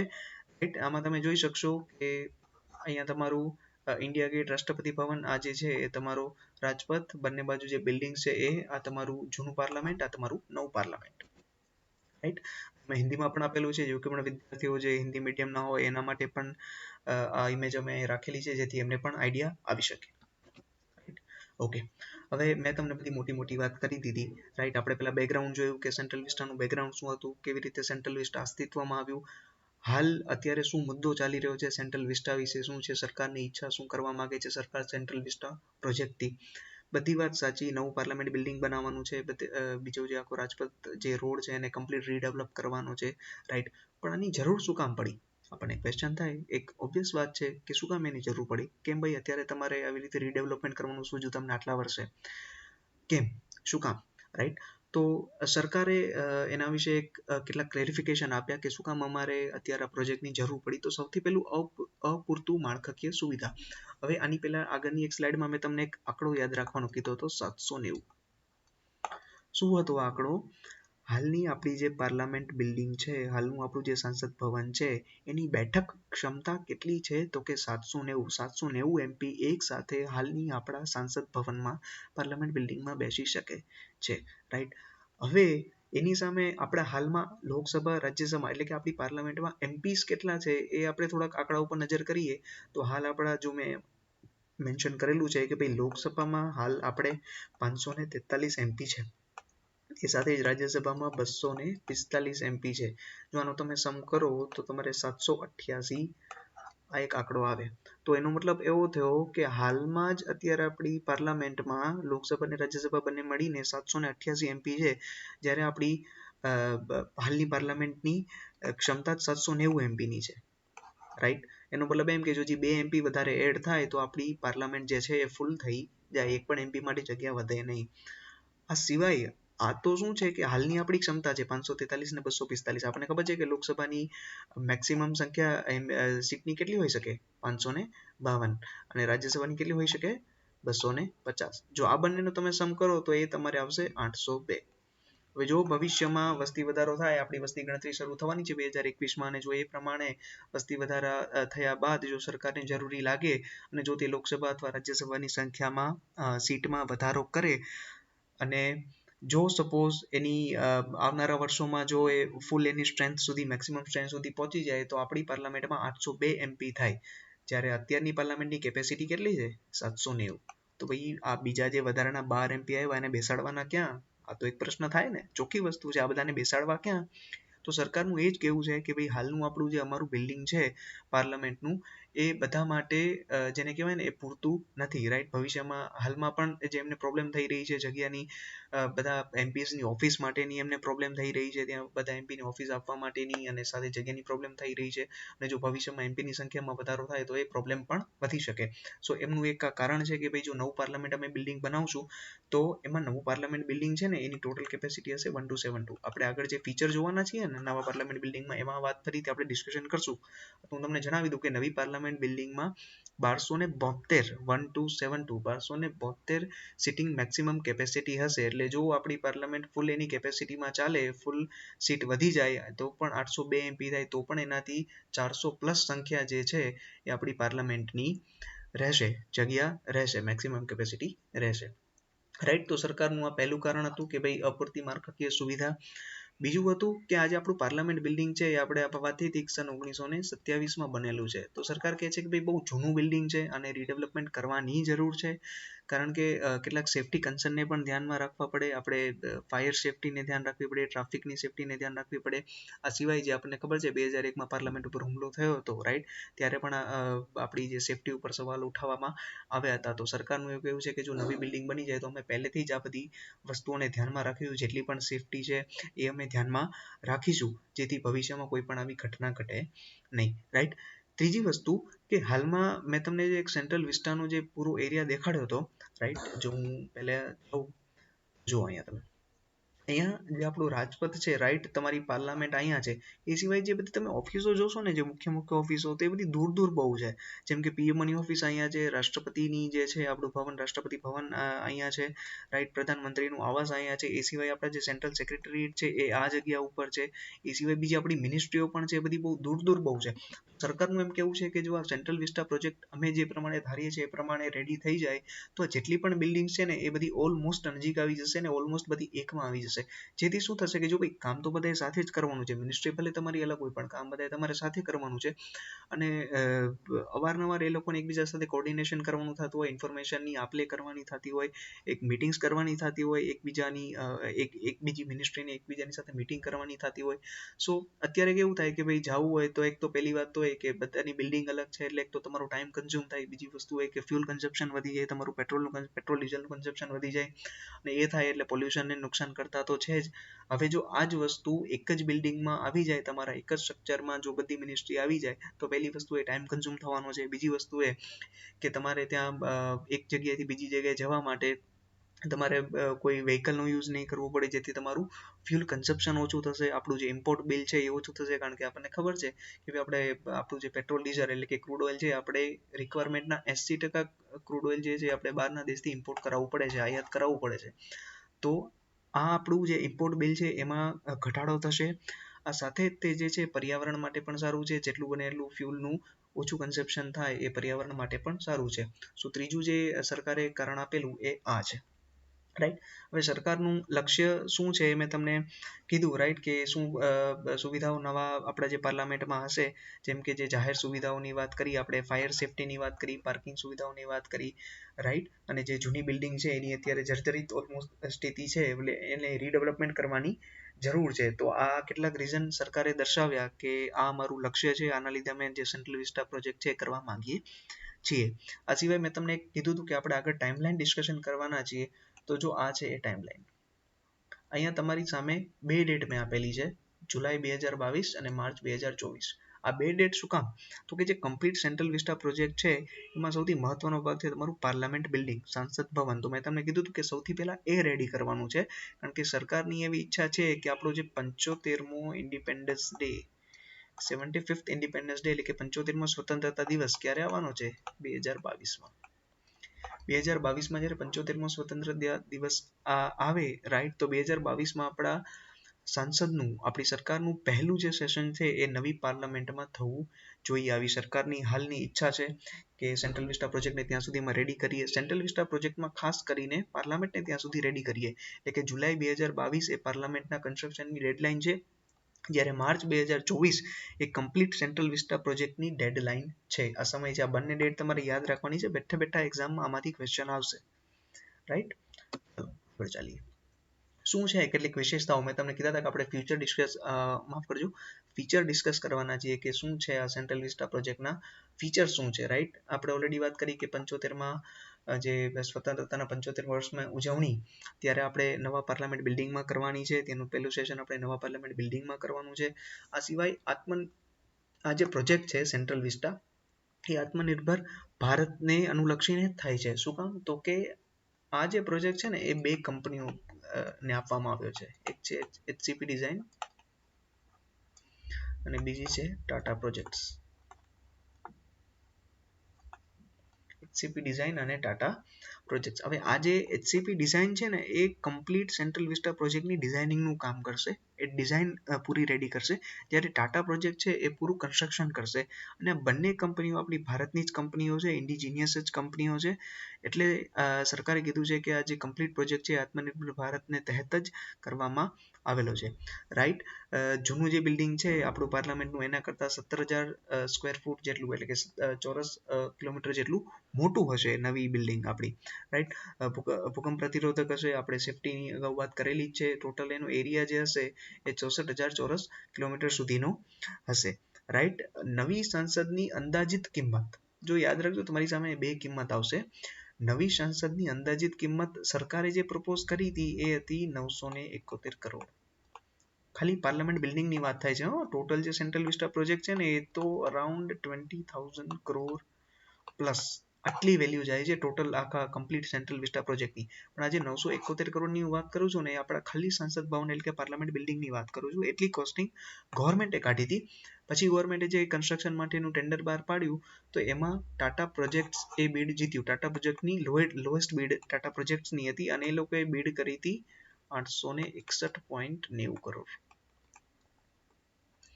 861.90 કરોડ એ લોકોની બીડ હતી. એટલે કે સરકારને 90 કરોડ જેટલું જે છે ઓછા ખર્ચામાં જે પાર્લામેન્ટનું બિલ્ડિંગ રેડી થઈ જશે, રાઈટ. 861.90 કરોડ આ હાલની પ્રાઇસ છે, જે ટાટા પ્રોજેક્ટ હાલની પ્રાઇસમાં બનાવવાનું છે. આ સરકારે વિચારી હતી. આ પ્રાઇસ કદાચ તમે યાદ નહીં રાખો ને તો પણ ચાલશે, પણ આ પ્રાઇસ તમારા માટે યાદ રાખવી જરૂરી છે. 861.90 કરોડ કે જે એકચ્યુઅલ પ્રાઇસ અત્યારે આવી છે. ટાટા પ્રોજેક્ટ્સે બીડ કરી હતી આ પ્રાઇસ, અને આ જ પ્રાઇસમાં ટાટા પ્રોજેક્ટ આપણું પાર્લામેન્ટનું બિલ્ડિંગ રેડી કરવાનું છે, રાઈટ. સમયગાળો મેં તમને કહી દીધું, 2022 સુધીમાં પાર્લામેન્ટનું બિલ્ડિંગ બનાવવાનું છે, સંસદ ભવન બનાવવાનું છે, અને 2024માં આપણો કમ્પ્લીટ સેન્ટ્રલ વિસ્ટા પ્રોજેક્ટ કરવાનો છે. ઊંચાઈની વાત કરો તો અહીંથી એક બહુ મહત્વનો એક તમારો ક્વેશ્ચન નીકળે છે કે ભાઈ આપણું જે પાર્લામેન્ટ બિલ્ડિંગ છે એની ઊંચાઈ કેટલી રાખવામાં આવશે? તો એની ઊંચાઈ 50 મીટર. 50 મીટર રાખવામાં આવશે. કોને ઇક્વિવેલન્ટ રાખવામાં આવશે? તો કે આપણા જે ઇન્ડિયા ગેટ છે ને, જે ઇન્ડિયા ગેટને ઇક્વિવેલન્ટ જ એની હાઇટ રાખવામાં આવશે. તમને સીધો એક્ઝામમાં ક્વેશ્ચન પૂછશે કે સેન્ટ્રલ વિસ્ટા પ્રોજેક્ટમાં જે નવું સંસદ ભવન બનાવવાનું છે એની હાઇટ કયા ભારતના એવા સ્ટ્રક્ચરને સમકક્ષ રાખવાની છે? તો ત્યાં આપણા ભારતના કેટલાક મોન્યુમેન્ટ્સ તમને આપી દેશે, ઇન્ડિયા ગેટ આપી દેશે અને બીજા ગેટવે ઓફ ઇન્ડિયા આપી દેશે. તો તમારે ધ્યાન રાખવાનું છે કે ઇન્ડિયા ગેટને સમકક્ષ એની હાઇટ રાખવાની છે, જે 50 મીટર છે. આપણે આગળ ડિસ્કશન કરવાના છીએ. સંસદમાં હાલ જે આપણા જે સંસદ સભ્યો છે, એમપી છે, એના જે ઓફિસ છે ને એને કહેવાય છે શ્રમ શક્તિ ભવન. આપણા જે ઓફિસ, જે સાંસદોની ઓફિસ છે ને એને કહેવાય શ્રમ શક્તિ ભવન. તો એ શ્રમ શક્તિ ભવનનું પણ કમ્પ્લીટ રીડેવલપમેન્ટ થવાનું છે, રાઈટ. બાંધકામ માટેનો કરાર મેં તમને વાત કરી કે ટાટા પ્રોજેક્ટ્સે સપ્ટેમ્બર 2020માં જે લોકોનું ટેન્ડર ખોલ્યું હતું તેમાં ટાટા પ્રોજેક્ટ્સની લોએસ્ટ બીડ હતી, અને આંકડો મેં તમને યાદ રાખવાનું કીધું હતું 861.90 કરોડ. આ અમાઉન્ટમાં આપણું કમ્પ્લીટ પાર્લામેન્ટ બિલ્ડિંગ તૈયાર થવાનું છે. યાદ રાખજો, હજી કહું છું, આ અમાઉન્ટ એ માત્ર પાર્લામેન્ટ બિલ્ડિંગનું છે, સાંસદ ભવનનું છે, કમ્પ્લીટ સેન્ટ્રલ વિસ્ટા પ્રોજેક્ટનું નથી. કમ્પ્લીટ સેન્ટ્રલ વિસ્ટા પ્રોજેક્ટ તો 20,000 કરોડ પ્લસ જેટલા અમાઉન્ટમાં બનવાનો છે. રાઈટ, આ એ જ સમયગાળાની વાત કરેલી છે, ઓલરેડી આપણે વાત કરી. અને મેં તમને આગળ કીધું હતું કે જે નવી પાર્લામેન્ટ બનશે એમાં કેટલા એમપી બેસી શકશે, મેક્સિમમ 1272 એમપી. અને જો આપણી લોકસભા અને રાજ્યસભાની મેક્સિમમ સંખ્યાની વાત કરીએ તો એ કેટલા સુધી જાય એમ છે, મેક્સિમમ 802 સુધી. 802 સુધી જાય એમ છે. એના કરતાં તો ક્યાંય વધારે છે 1272 નો આંકડો. રાઈટ, ડિઝાઇન જે છે અમદાવાદ સ્થિત જે એક ફર્મ છે એચસીપી ડિઝાઇન, એને આપવામાં આવેલું છે કામ, જ્યારે ટાટા જે પ્રોજેક્ટ છે એ કમ્પ્લીટલી કન્સ્ટ્રક્શન કરશે. રાઈટ, આ સિવાય જેટલી પણ જૂની બિલ્ડિંગો છે, જેટલી જૂની બિલ્ડિંગ છે જેનું રીડેવલપમેન્ટ નથી કરવાનું, એ લોકોને શું કરશે, એક પુરાતત્વ સંપત્તિ એટલે કે આર્કિયોલોજીકલ સાઇટ તરીકે વિકસાવવામાં આવશે. એનું ટુરિઝમ વધારવા માટે એક ટુરિઝમ સ્થળ તરીકે એ લોકોને એ જે બિલ્ડિંગ છે ને વિકસાવવામાં આવશે. જ્યાં કંઈ પણ આપણે જોયું કે ભાઈ પાર્લામેન્ટ છે આપણી, તો પાર્લામેન્ટ, હાલના પાર્લામેન્ટ બિલ્ડિંગની સામે ટ્રાયંગ્યુલર નવું પાર્લામેન્ટ બનવાનું છે. તો આપણને ક્વેશ્ચન થાય કે તો સર જૂના પાર્લામેન્ટ બિલ્ડિંગનું શું કરવાનું? તો જૂના પાર્લામેન્ટ બિલ્ડિંગને જે છે પુરાતત્વ સંપત્તિ એટલે કે આર્કિયોલોજીકલ સાઇટ તરીકે વિકસાવવામાં આવશે. ટુરિઝમ વધારવામાં, ટુરિઝમ એક સ્થળ તરીકે એને વિકસાવવામાં આવશે, જેના લીધે આપણી ટુરિઝમ ઇન્ડસ્ટ્રી છે એને એક વેગ મળશે. રાઈટ, નોર્થ અને સાઉથ બ્લોક્સને પણ એક મ્યુઝિયમમાં રૂપાંતરિત કરવામાં આવશે. આ સિવાય સ્વદેશી આર્કિટેક્ચર આપણે વાત કરી કે ભાઈ બંને કંપનીઓ છે એચસીબી અને ટાટા પ્રોજેક્ટ એ આપણી સ્વદેશી જ છે. રાઈટ, ક્યાં ક્યાં મકાન તોડી પાડવાના છે? 2 એવા મકાન છે જેને કમ્પ્લીટ તોડી નાખવાના છે. ત્યાં કોઈ પણ જાતનું રીકન્સ્ટ્રક્શન કે રીડેવલપમેન્ટ નહીં થાય. જે હાલની બિલ્ડિંગ છે એને તોડી નાખવાની છે. 2 છે, નિર્માણ ભવન અને વીજ ભવન. રાઈટ, આ બંનેને તોડી નાખવાના છે. પુનઃનિર્માણ એટલે કે જે બિલ્ડિંગનું રીડેવલપમેન્ટ, રીકન્સ્ટ્રક્શન કરવાનું છે એ છે આપણા પ્રધાનમંત્રી. રાઈટ, પ્રધાનમંત્રીનું જે આવાસ છે એનું કાર્યાલય એટલે કે એની ઓફિસ, અને સાથે જ એમનું જે ઓફિસ છે, ઓફિસ અને નિવાસસ્થાન બંનેનું એટલે કે પીએમનું, માફ કરજો,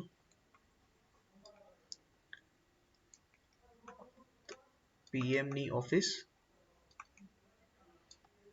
તથા એમનું રેસિડેન્સ, આ બંનેનું રિકન્સ્ટ્રક્શન થશે. જ્યારે આપણા જે વીપી છે, વાઇસ પ્રેસિડેન્ટ, એમની ઓફિસ, આનું રિકન્સ્ટ્રક્શન થશે. રાઈટ, પ્રધાનમંત્રી કાર્યાલય અને વડાપ્રધાન અને ઉપરાષ્ટ્રપતિના નિવાસસ્થાન, માફ કરજો, અહીંયા ઓફિસ નહીં આવે, અહીંયા આવશે એમનું રેસિડેન્સ. ઓકે, પ્રધાનમંત્રીની ઓફિસ અને રેસિડેન્સ, જ્યારે વાઇસ પ્રેસિડેન્ટનું જે રેસિડેન્ટ છે એમનું નિવાસસ્થાન છે, આ બંનેનું જે છે એ રીડેવલપમેન્ટ થવાનું છે. આગળ વધીએ. સો નવી સંસદ બિલ્ડિંગ આપણે વાત કરી કે પહેલાની આ સર્ક્યુલર હતી, તેની સામે એકદમ ટ્રાયંગ્યુલર શેપમાં આવી રીતે નવી પાર્લામેન્ટ બિલ્ડિંગ બનશે. પહેલા અહીંયા જે છે એ લોકસભા બેસતી હતી, અહીંયા રાજ્યસભા, અહીંયા એક લાઇબ્રેરી હોલ હતો. સેમ વેમાં અહીંયા ન્યૂ પાર્લામેન્ટ બિલ્ડિંગમાં પણ એમ જ હશે. અહીંયા લોકસભા બેસશે, અહીંયા રાજ્યસભા બેસશે, અને આ એક લાઇબ્રેરી હોલ છે. આ સિવાય એની જે તમને એક આ બાઉન્ડ્રી દેખાય છે ને, આ બાઉન્ડ્રીમાં ચારે બાજુ જે છે આ ઓફિસો અહીંયા બનાવવામાં આવશે આપણા એમપીઝ માટે ઓફિસો બનાવવામાં આવશે. રાઈટ, તો અહીંયા એક કેટલાક ફિગર્સ તમને આપવામાં આવેલા છે. ટોટલ એરિયાની આપણે ઓલરેડી વાત કરી કે ભાઈ 64,500 સ્ક્વેર મીટરના એરિયામાં જે છે આ કમ્પ્લીટ કન્સ્ટ્રક્શન થવાનું છે. મેઇનમાં લોકસભા, રાજ્યસભા અને સેન્ટ્રલ લોજ છે, આપણે વાત કરી લીધી. આ એક બહુ ઇમ્પોર્ટન્ટ છે, આ જે ટોપિક છે ને, થીમ ઓફ ઇન્ટિરિયર, એટલે કે તમારી લોકસભા, રાજ્યસભા અને સેન્ટ્રલ લોજ, આ એક તમારા નવા પાર્લામેન્ટ બિલ્ડિંગનો ભાગ છે. હાલમાં પણ આ 3 જ ભાગ છે આપણી પાર્લામેન્ટ બિલ્ડિંગમાં, અને નવી બનવાની છે એના પણ આ 3 જ ભાગ રહેશે, લોકસભા, રાજ્યસભા અને સેન્ટ્રલ લોજ. તો એનું અંદરનું ઇન્ટિરિયર છે એ કઈ થીમ ઉપર રાખવામાં આવેલું છે? તો કે પીકોક એટલે કે મોરની થીમ ઉપર લોકસભાનું ઇન્ટિરિયર રાખવામાં આવેલું છે. મોર જે છે આપણું એ રાષ્ટ્રીય પક્ષી છે. રાઈટ, એના ઉપર, એની થીમ ઉપર આપણું લોકસભાનું ઇન્ટિરિયર બનાવવામાં આવશે. એવી જ રીતે લોટસ એટલે કે કમળ, જે આપણું રાષ્ટ્રીય ફૂલ છે, રાઈટ, રાષ્ટ્રીય ફ્લાવર છે, એ રાજ્યસભાની થીમ માટે નક્કી કરવામાં આવેલું છે. અને સેન્ટ્રલ લોજ આપણું બનિયન ટી એટલે પીપળાનું જે વૃક્ષ છે, રાઈટ, આપણું રાષ્ટ્રીય વૃક્ષ છે, એની થીમ જે છે એ સેન્ટ્રલ લોજની ઇન્ટિરિયરની થીમ બની રહે છે. તો આ 3 વસ્તુ તમારે ખાસ યાદ રાખવાની છે. આ સિવાય આપણે જેમ વાત કરી હતી કે ટોટલ 1272 જે એમપી છે એક સાથે બેસી શકે એટલી જગ્યા હશે નવા પાર્લામેન્ટ બિલ્ડિંગમાં, જેમાં લોકસભાની જે કેપેસિટી હશે એ 888 અને જે રાજ્યસભાની કેપેસિટી હશે 384. અહીંયા એક કેટલું ડિઝાઇન આપવામાં આવેલી છે ન્યૂ પાર્લામેન્ટ બિલ્ડિંગની, આગળ પણ આપણે જોવાના છીએ. રાઈટ. કોન્ટ્રાક્ટર જે છે ટાટા પ્રોજેક્ટ છે. આર્કિટેક્ટ એટલે કે જે ડિઝાઇનનું કામ કરવાના છે એ છે HCP. સરકારે એસ્ટિમેટ કર્યું હતું 971, પણ ટાટાએ કેટલી બીડ કરી? 861.90 કરોડ. એમને આટલી બીડ કરી. તો હવે આટલા અમાઉન્ટમાં જે છે નવું પાર્લામેન્ટ બિલ્ડિંગ બનવાનું છે. રાઈટ. 2022 સુધીમાં કામ પૂરું કરવાનું છે. 75મો આપણો સ્વતંત્રતા દિવસ છે ત્યારે જે નવું સેશન છે એ નવા પાર્લામેન્ટમાં થાય એવી સરકારની ઈચ્છા છે. રાઈટ. જો અહીંયા તમે જોઈ શકો છો આ જે નીચેની એક અહીંયા ફિગર ઉપર ધ્યાન આપો તો આ વચ્ચેનો જે કમ્પ્લીટ રસ્તો છે એ છે તમારો રાજપથ. અહીંયા છે તમારો ઇન્ડિયા ગેટ. આ છે તમારું રાષ્ટ્રપતિ ભવન અને બંને બાજુ જે છે ગવર્મેન્ટની બિલ્ડિંગ્સ આવેલી છે. આપણે પહેલા વાત કરી. અહીંયા જે છે તમારી ન્યૂ પાર્લામેન્ટ બિલ્ડિંગ બનવાની છે. તેનું અહીંયા એક ઝૂમ કરીને ઉપર પિક્ચર આપેલું છે. આ તમારી ઓલ્ડ પાર્લામેન્ટ બિલ્ડિંગ, આ તમારી ન્યૂ પાર્લામેન્ટ બિલ્ડિંગ જે સેન્ટ્રલ વિસ્ટા પ્રોજેક્ટમાં પ્રપોઝ કરેલી છે. રાઈટ. CPWD ડિપાર્ટમેન્ટ છે જે પબ્લિક વર્ક ડિપાર્ટમેન્ટ એને એન્વાયરમેન્ટનું ક્લિયરન્સ પણ મળી ગયું છે. આપણી જે central pollution control board CPCB છે તેનાથી એન્વાયરમેન્ટનું ક્લિયરન્સ એક સર્ટિફિકેટ લેવું પડે કોઈ પણ તમારે બિલ્ડિંગ બનાવ્યું તો એ પણ મળી ગયું છે. આ એક મુદ્દો આપણે ધ્યાન રાખવાનો છે કારણ કે આગળ આપણે ડિસ્કશન કરવાના છીએ આ મુદ્દાનું. રાઈટ. આ સિવાય જે સ્ટેટસ ઓફ ગ્રીન કવર એટલે કે હાલ જે વૃક્ષોની જે એમાં સંખ્યા છે ગ્રીન કવર એટલે કે કેટલા વૃક્ષો ત્યાં ઓલરેડી એ જમીન ઉપર છે હાલની એના કેટલાક ફિગર આપવામાં આવેલા છે. તમારા માટે ઇમ્પોર્ટન્ટ નથી, યાદ રાખવાની જરૂર પણ નથી. રાઈટ. નવી પાર્લામેન્ટ બિલ્ડિંગની હાઇટ હશે 50 મીટર. કોને ઇક્વિવેલન્ટ હશે? ઇન્ડિયા ગેટની હાઇટને ઇક્વિવેલન્ટ હશે, તેના જેટલી હશે. રાઈટ. આગળ વધીએ. ઓકે. જો આ છે બિલ્ડિંગ, નવું પાર્લામેન્ટ બિલ્ડિંગ આવું બનશે. પાછળ આપણું આ ઓલ્ડ પાર્લામેન્ટ હાલનું ઓલ્ડ તો ના કહેવાય, હાલનું પાર્લામેન્ટ બિલ્ડિંગ છે. ઓલ્ડ તો ત્યારે કહેવાશે જ્યારે નવું બની જશે. સો એ હાલનું પાર્લામેન્ટ બિલ્ડિંગ છે આપણું. આ નવું પાર્લામેન્ટ બિલ્ડિંગ આ રીતનું કંઈક નજરે પડશે. રાઈટ. આ તમે હોલ જુઓ તો આ એ આપણું જે નવી પાર્લામેન્ટ બિલ્ડિંગ બનશે એનો લોકસભાનો અંદરનો વ્યૂ છે. આ જે HCP ડિઝાઇને ડિઝાઇન કરેલો છે HCP ડિઝાઇન ફર્મે કે લોકસભાનો અંદરનો વ્યૂ કેવો દેખાશે. આ ઇન્ટિરિયર કમ્પ્લીટ આવું દેખાશે. રાઈટ. ઓકે. હવે આપણે વાત કરી લીધી કે ભાઈ સરકારની શું ઈચ્છા છે, કઈ રીતનો પ્રોજેક્ટ હશે, પ્રોજેક્ટમાં શેનું રીડેવલપમેન્ટ થશે, શું થવાનું છે, કોનું રિકન્સ્ટ્રક્શન થવાનું છે, કોને તોડી નાખવાના છે, કોને મ્યુઝિયમ બનાવવાનું છે, બધી આપણે ડિસ્કશન કરી. રાઈટ. અને સરકારે એનાઉન્સમેન્ટ કરી તે પછી ટેન્ડર બહાર પાડ્યું અને ટેન્ડરમાં ટાટા પ્રોજેક્ટ્સની બિડ જે હતી લોએસ્ટ હતી 861 કરોડ એટલે એને કોન્ટ્રાક્ટ પણ સોંપી દેવામાં આવ્યો. હવે જે છે કે આ પ્રોજેક્ટની સામે કઈ કઈ ટીકાઓ જે છે એ કરવામાં આવી, સરકારની સામે કયા કયા પ્રશ્નો કરવામાં આવ્યા પ્રોજેક્ટ ઉપર, એના વિશે આપણે થોડીક વાત કરીએ. પહેલી વાત તો એ કે કેટલાક વર્ગે એવું કીધું કે ભાઈ તમે જે છે આ પ્રોજેક્ટનું રીડેવલપમેન્ટ કરો છો તો એન્વાયરમેન્ટ ઉપર આની અસર થશે, આપણા જે એન્વાયરમેન્ટ છે એને નુકસાન થશે. અને એક સામાન્ય વાત એ છે જ કે ભાઈ કોઈ પણ જગ્યાએ જો તમે રીડેવલપમેન્ટ કરતા હોય, કાંઈ પણ નવું ઊભું કરતા હોય, કાંઈ પણ કન્સ્ટ્રક્શન કરતા હોય તો આપણા વાતાવરણને, આપણા એન્વાયરમેન્ટને એ વસ્તુ નુકસાન કરે જ. કારણ કે કોઈ પણ જગ્યા હોય તમે નવું કન્સ્ટ્રક્શન ઊભું કરો એ પહેલા જગ્યા ઉપર કોઈ વૃક્ષ હોય. રાઈટ. જે આપણા એન્વાયરમેન્ટ માટે જરૂરી છે. તમે જગ્યા ઉપર કોન્ક્રીટનું જંગલ બનાવી નાખો. રાઈટ. એ વૃક્ષને કાપીને. સો એ કોઈ રીતે ડેવલપમેન્ટ કહેવાય નહીં. કોઈ પણ તમે જે નવું ડેવલપમેન્ટ કરો તો એ હંમેશા સસ્ટેનેબલ ડેવલપમેન્ટ હોવું જોઈએ. સસ્ટેનેબલ ડેવલપમેન્ટ એટલે શું કે તમારે માત્ર તમારું ધ્યાન નથી રાખવાનું, તમે પૃથ્વી ઉપર એકલા નથી રહેતા, તમારી સાથે બીજા જીવજંતુઓ, પ્રાણી પશુઓ છે, વૃક્ષો છે, પાણી છે, હવા છે, બધાનું વાતાવરણ છે, બધાનું તમારે ધ્યાન રાખીને તમારું ડેવલપમેન્ટ કરવાનું છે, બધાને સાથે રાખીને તમારે ચાલવાનું છે.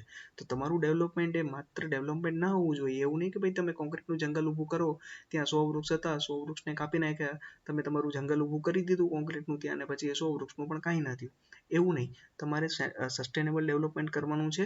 એનો મતલબ એવું કે જો તમે કોઈ પણ જગ્યા ઉપર કંઈ પણ ડેવલપમેન્ટ કરવા માંગો છો, જો ત્યાં પહેલેથી કોઈ વૃક્ષ છે, હોય કે ના હોય, જો તમે ત્યાં બિલ્ડિંગ બનાવો તો તમારી ફરજ છે કે તમે જે એન્વાયરમેન્ટને નુકસાન કરેલું છે બિલ્ડિંગ બનાવવાની પ્રોસેસમાં તો અને પછી તમે આપણે એસી એમાં લગાડશું, સો એ પણ એન્વાયરમેન્ટ માટે એક નુકસાન કરતા જ છે. ગરમ હવા બહાર ફેંકે છે, ક્લોરોફ્લોરોકાર્બન જે છે એ બહાર ફેંકે છે, જે આપણા ઓઝોન વાયુના ડિપ્લેશન માટે જવાબદાર છે. સો આ બધું આપણે જે એન્વાયરમેન્ટને નુકસાન કર્યું આપણે આપણું ડેવલપમેન્ટ કરીને, સો એનું પછી ભરપાઈ તો કરવી પડે ને. તો આપણી ફરજ છે કે આપણે બીજી જગ્યાએ જે છે એવા જ 100 વૃક્ષોનો ઉછેર કરીએ, તેને મોટા કરીએ અને આપણું જે એન્વાયરમેન્ટ છે એનું સમતોલન જાળવીને રાખીએ. સો કેટલાક વિપક્ષો અને પર્યાવરણવાદીઓએ કીધું કે ભાઈ પહેલી વાત તો એ કે તમે તો એન્વાયરમેન્ટને નુકસાન કરવાના કામ કરો છો અને બીજી વાત એ કે ભાઈ તમને એન્વાયરમેન્ટ ક્લિયરન્સનું સર્ટિફિકેટ જ મળ્યું નથી તો તમે આ પ્રોજેક્ટને શરૂ જ કરી શકો નહીં. આ એ લોકોનો પહેલો મુદ્દો હતો. બીજી વસ્તુ એ કે ભાઈ પર્યાવરણ ટ્રાફિક ઉપર અસર થશે, આ વાત આપણે ઓલરેડી કરી, પ્રદૂષણ જે થવાનું છે. આ સિવાય હજી એક વસ્તુ એ હતી કે ભાઈ જ્યારે આપણે આગળ વાત કરી હતી કે ટાટા પ્રોજેક્ટ્સની બીડ ઓપન ક્યારે થઈ, સપ્ટેમ્બરમાં. સરકારે ક્યારે અનાઉન્સમેન્ટ કરી, સપ્ટેમ્બર 2020માં, કે ભાઈ ટાટા પ્રોજેક્ટ છે આ કન્સ્ટ્રક્શન કરવાનું છે. સપ્ટેમ્બર 2020 એટલે આપણને ખબર છે કે ભાઈ ત્યારે લોકડાઉનનો ટાઈમ હતો, કમ્પ્લીટ લોકડાઉન હતું આખા દેશમાં. સો કેટલોક વાર એવું પણ કહે છે કે ભાઈ જ્યારે આખો દેશ બંધ હતો, બધું બંધ હતું, લોકડાઉન હતું, ત્યારે સરકારે પાછલા દરવાજેથી જે પોતાની કંપનીને જેને કોન્ટ્રાક્ટ આપવા માંગતી હતી એને કોન્ટ્રાક્ટ આપી દીધો. તો ટ્રાન્સપરન્સી જેને કહેવાય, રાઈટ, કે એ જાળવવામાં નથી આવી આ પ્રોજેક્ટમાં, એવો પણ એક આરોપ લગાવવામાં આવ્યો. આ સિવાય એક વર્ગનું એવું કહેવું છે કે ભાઈ લોકડાઉનનો સમય હતો, આપણો દેશ અત્યારે હાલ કોવિડની એક ખરાબ પરિસ્થિતિમાંથી, કોવિડ પેન્ડેમિક જે છે એ ખરાબ પરિસ્થિતિમાંથી પસાર થઈ રહ્યો છે. લાખો લોકોની નોકરી જતી રહી છે, ને જેની નોકરી નથી ગઈ એના સેલરીમાં ઘટાડો કરવામાં આવ્યો છે. લાખો લોકોએ પોતાના ઘર છોડવા પડ્યા, પોતાના, અને કેટલાક લોકો પોતાના ઘરે નથી પહોંચી શક્યા, જ્યાં હતા ત્યાં જ એમને રહી જવું પડ્યું, અચાનકથી લોકડાઉન લાદવામાં આવ્યું. આ સિવાય કેટલાક લોકોને પોતાને જે ઘરે પહોંચવું હતું તો એમને કોઈ પણ ટ્રાન્સપોર્ટેશનની વ્યવસ્થા ન મળી, એમાં કેટલાક લોકોના મૃત્યુ થયા રસ્તામાં, કોરોનાથી લોકોના રસ્તામાં મૃત્યુ થયા. અને આ કોવિડ ક્રાઇસિસના લીધે આપણો દેશ અત્યારે ઓલરેડી જે છે ઇકોનોમિક ક્રાઇસિસથી ચાલી રહ્યો છે. અત્યારે ઇકોનોમિક એક મંદી ચાલી રહી છે આપણા દેશમાં. પાછલા 2 ક્વાર્ટરની તમે જીડીપી જુઓ તો -23.9 અને -7.5, રાઈટ. સો 2 ક્વાર્ટરની જીડીપી માઇનસમાં જાય એટલે આપણો દેશ જે ઓલરેડી છે એ ટેકનિકલ રિસેશનમાં છે. આપણો દેશ ઓલરેડી ઇકોનોમિક ક્રાઇસિસમાં ચાલી રહી છે. લોકો માટે બિલકુલ પૈસા નથી, જીવન નિર્વાહ કરવા માટેના, ખાવા માટેના પણ પૈસા નથી. અને આ સમયે આપણી સરકાર એમ કહે છે કે અમે 20,000 કરોડ પ્લસનો પ્રોજેક્ટ કરવા માંગીએ છીએ અમારી પાર્લામેન્ટનું અને જે સેન્ટ્રલ વિસ્ટા છે એનું રીડેવલપમેન્ટ કરવા માટે. તો એક ઓબ્વિયસલી વાત છે કે ભાઈ આ સમય તમારા બરોબર નથી કે તમે જે પબ્લિકના પૈસા જે છે એને આ જગ્યાએ વાપરો, કેમ કે જે સરકાર કોઈ પણ પૈસા વાપરે છે પબ્લિકના જ છે. આપણે ટેક્સ ભરીએ છીએ એ સરકાર પાસે જાય છે અને સરકાર એમાંથી પોતાના ખર્ચાઓ કરે છે, રાઈટ. એ પબ્લિક માટે કામ કરે, પોતાના ખર્ચાઓ કરે, બધું પબ્લિકના પૈસે જ, આપણા પૈસે તે થાય છે. સો પબ્લિકનો આ એક કન્સર્ન હતો કે ભાઈ આખો દેશ આ ખરાબ પરિસ્થિતિમાં છે અને એ સમયે તમારે 20,000 કરોડ રૂપિયા તમારા રીડેવલપમેન્ટ પાછળ ખર્ચ કરવા છે, તો આ એક બરોબર વસ્તુ નથી. સો આ કેટલીક સરકારના જે સેન્ટ્રલ વિસ્ટા પ્રોજેક્ટ હતો એની અગેન્સ્ટમાં ટીકાઓ કરવામાં આવી, રાઈટ. કેન્દ્રનો શું સ્ટેન્ડ હતો, કેન્દ્રએ ચોખ્ખી, હવે આ થયું કેવું મુદ્દામાં ખબર છે કે આ જે જ્યારે સરકારે અનાઉન્સમેન્ટ કરીને એટલે આ મુદ્દો જે છે એ આગળની આપણે જે ટીકાઓ ડિસ્કસ કરી, આપણે જે સરકારની વિરુદ્ધમાં કરવામાં આવી, આ પ્રોજેક્ટની વિરુદ્ધમાં કરવામાં આવી, એને લઈને લોકો પહોંચી ગયા, પીએલ દાખલ કરતી હતી સુપ્રીમ કોર્ટમાં. હવે સુપ્રીમ કોર્ટ છે, રાઈટ. હવે સુપ્રીમ કોર્ટમાં કેસ થયો, સુપ્રીમ કોર્ટે એક્સેપ્ટ કર્યો કેસ, અને સુપ્રીમ કોર્ટમાં કોઈ કેસ છે એટલે પછી એનું હિયરિંગ થાય. હિયરિંગ થયું, એમાં બંનેનો સ્ટેન્ડ સાંભળવામાં આવ્યો, કે જેને પીએલ દાખલ કરી છે લોકો એમનો શું સ્ટેન્ડ છે અને કેન્દ્રનો શું સ્ટેન્ડ છે. સો કેન્દ્રએ પોતાના સ્ટેન્ડમાં એવું કીધું કે ભાઈ અમને એન્વાયરમેન્ટ ક્લિયરન્સનું સર્ટિફિકેટ મળી ગયું છે, અને એ વાત પણ એમની સાચી હતી. એ લોકોએ એન્વાયરમેન્ટ ક્લિયરન્સનું સર્ટિફિકેટ પછી લઈ લીધું હતું. સાથે કેન્દ્રનું એવું કહેવું છે કે ભાઈ તમે લોકો, એટલે કે આપણું જે ન્યાયતંત્ર કે કોઈ પણ પબ્લિક છે એ અમને ન કહી શકે કે ભાઈ અમારે કેવો પૈસો ક્યાં વાપરવો.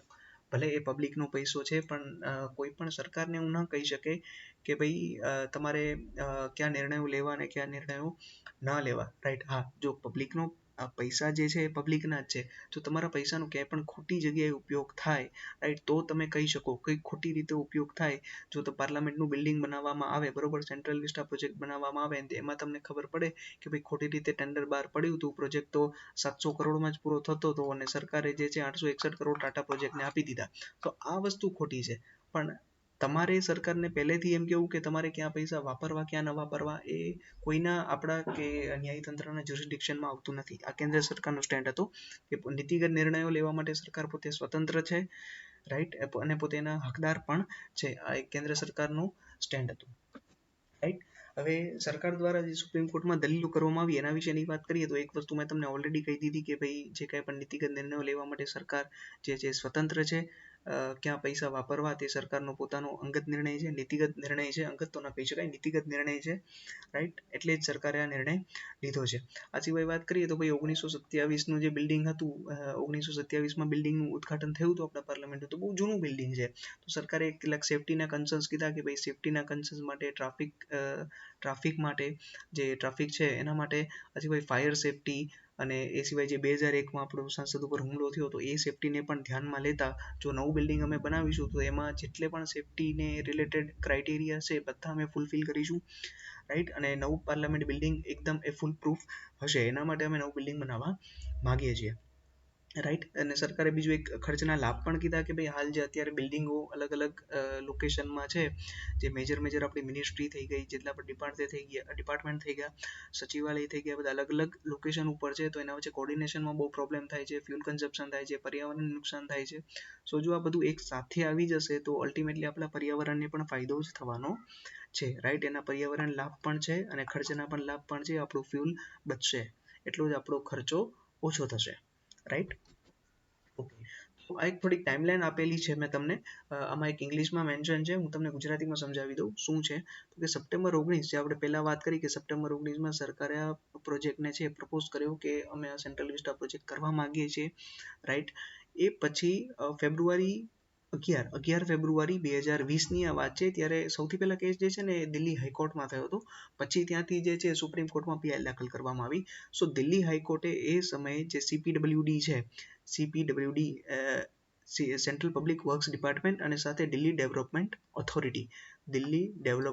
ઓથોરિટી, રાઈટ, એને કીધું કે ભાઈ જ્યાં સુધી તમને એન્વાયરમેન્ટ ક્લિયરન્સનું સર્ટિફિકેટ ન મળે ત્યાં સુધી તમે કન્સ્ટ્રક્શન સ્ટાર્ટ કરી શકશો નહીં.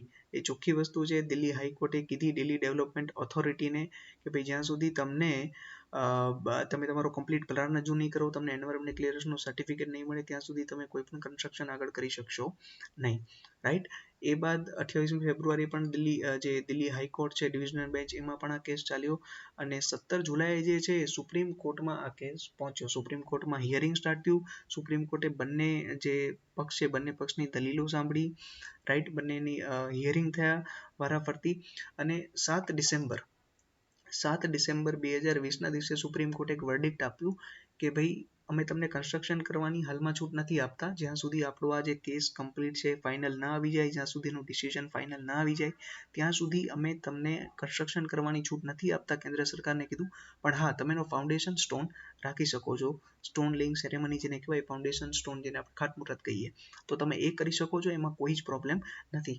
આ ડિસિઝન 7 ડિસેમ્બરે સુપ્રીમ કોર્ટે આપતા જ 10મી ડિસેમ્બરે આપણા માનનીય જે પ્રધાનમંત્રી છે, વડાપ્રધાન, રાઈટ, નરેન્દ્ર મોદી, તેમણે ફાઉન્ડેશન સ્ટોન રાખ્યો સેન્ટ્રલ વિસ્ટા પ્રોજેક્ટનો. એ બાદ સૌથી છેલ્લી આપણે જે વાત કરવાની છે એ છે 5 જાન્યુઆરી 2021ની, કે આજથી જસ્ટ 20 થી 21 દિવસ પહેલાની આ વાત છે. સુપ્રીમ કોર્ટે ધ સેન્ટ્રલ વિસ્ટા પ્રોજેક્ટ ઉપર એક પોતાનું ફાઇનલ વર્ડિક્ટ આપ્યું, ફાઇનલ ડિસિઝન આપી દીધું અને સુપ્રીમ કોર્ટે આ જે પ્રોજેક્ટ છે એને ક્લિયર કરી દીધું કે કોઈ વાંધો નહીં, કેન્દ્ર સરકાર ભલે આ પ્રોજેક્ટ બનાવે. હવે જો આમાં કેવું હતું કે સુપ્રીમ કોર્ટમાં જે આ કેસ ચાલતો હતો એ ટોટલ 3 જજ જોઈ રહ્યા હતા, એમાં 2:1ના રેશિયોમાં ડિસિઝન આવ્યું. માફ કરજો, ફરીથી હું લખી દઉં તમારા માટે.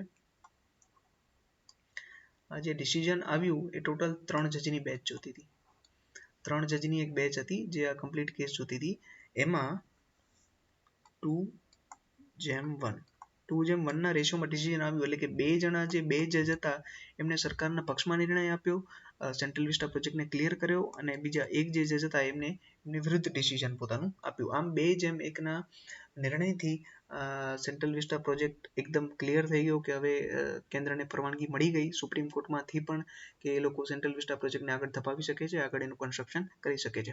સુપ્રીમ કોર્ટમાં જે આ 2 જજ હતા એમનો સ્ટેન્ડ શું હતો કે ભાઈ ભારતમાં જે આપણું ન્યાયતંત્ર છે, supreme court, high court, district court, session court, જેટલા પણ આપણી લોક અદાલત છે, જેટલા પણ ભારતનું ન્યાયપાલિકા છે, ભારતનું ન્યાયતંત્ર છે, એનું મૂળ કામ શું?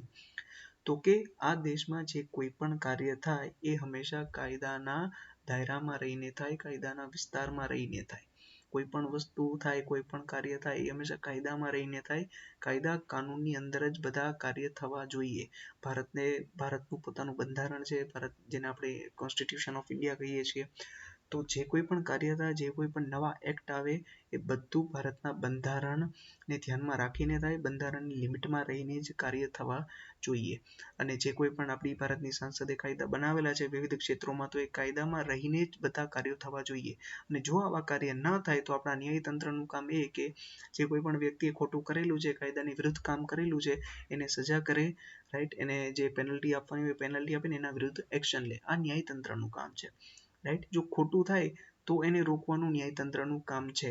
પણ કેન્દ્ર સરકારને પોતાના પૈસા ક્યાં વાપરવા એ જે છે એ આપણું ન્યાયતંત્ર એમને સલાહ સૂચન કરી શકે નહીં. ન્યાયતંત્ર એમને આદેશ આપી, કોઈ પણ જાતના આદેશ આપી શકે નહીં કે તમારે પબ્લિકનો પૈસો જે છે એ ક્યાં યુઝ કરવો, પબ્લિકના પૈસાનો ક્યાં યુઝ કરવો એ આપી શકે નહીં. હા, જેમ આપણે પહેલા જ વાત કરી એમ જો આપણા પૈસાનું કંઈ ખોટી જગ્યાએ યુઝ થાય, કોઈ ખોટું થાય, કરપ્શન થાય, મની લોન્ડરિંગ કે ક્યાંય હવાલાના પૈસા આપવામાં આવે કે કંઈક મોટો કોઈ સ્કેમ થાય, કોઈ જેને આપણે ઘોટાળા કહીએ છીએ, કોઈ કૌભાંડ થાય, તો ડેફિનેટલી ન્યાયતંત્રએ આમાં ઇન્ટરવીન કરવું પડશે અને ન્યાયતંત્ર એના અગેન્સ્ટ જે છે એક્શન લેશે.